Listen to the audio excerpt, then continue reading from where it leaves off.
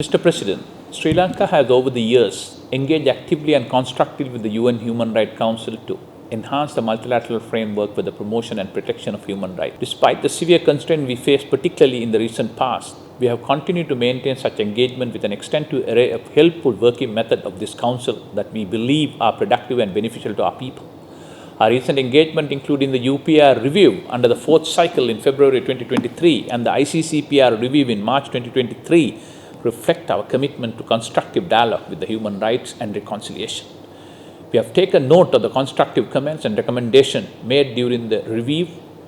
Earlier this month, the inaugural sessions of Interministerial Standing Committee on Human Rights was established with the approval of the Cabinet of Ministers as a national framework to ensure efficient coordination and reporting on Sri Lanka's voluntary international commitment regarding the human rights and reconciliation. It is in this spirit of constructive and open engagement that I address the current session of the Council. Mr. President, as the international community is aware, over the past year, while economic recovery was a foremost priority to Sri Lanka, the government continued to take tangible steps in the interest of national unity and reconciliation as key priorities. We are acutely aware of the challenges that lie ahead and the socio-economic hardship that the people continue to face. Sri Lanka remains committed to protecting vulnerable segments of the society, including through targeted social protection measures and subsidies. The cornerstones of this recovery lies in the pragmatic policy decision that prioritize countries' welfare and national reconciliation and unity over short-term political gains. These are not easy decisions, but are essential for the country's social progress. The significant progress achieved in this regard had been recognized and welcomed both locally and internationally. Mr. President, Sri Lanka has long placed high importance of national unity and reconciliation. In such context, President Ranil Wickremesinghe has outlined his vision for the way forward on reconciliation efforts and rapid development plans for the North and the Eastern province. We are regularly reviewing the progress on implementation of this vision at the highest administrative level, particularly in relation to the work of the Sri Lanka's domestic mechanism. Despite economic constraints in the recent past, these institutions have been strengthened and the tangible progress made is visible.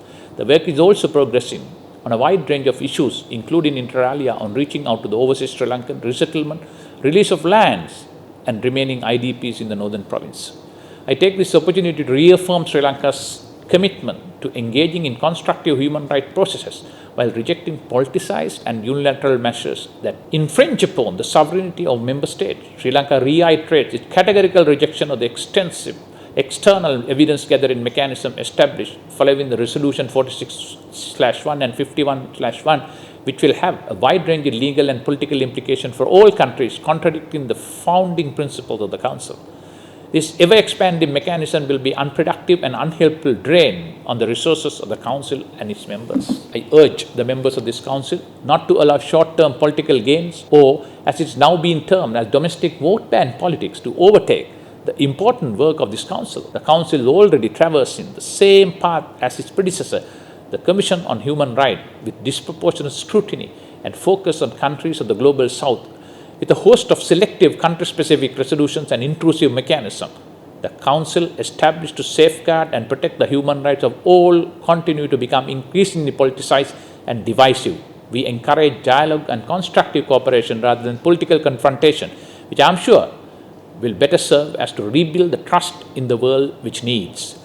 Mr. President, it would be remiss of me if I do not refer to the existential threat to the people of Gaza. How the Council approaches the human rights crisis in Gaza will be another litmus test to the credibility as the foremost international human rights body. It is crucial and timely for this Council to reclaim its original mandate by prioritizing depoliticization, embrace constructive dialogue, and multilateral cooperation. Only by doing so, we can uphold the integrity of the international human rights framework and effectively address the dire humanitarian situations such as the one in Gaza. We reiterate the importance of avoiding double standards being practiced at this Council. The suffering of innocent civilians must not be overlooked in the pursuit of political agenda, and urgent action is needed to alleviate the plight. I thank you.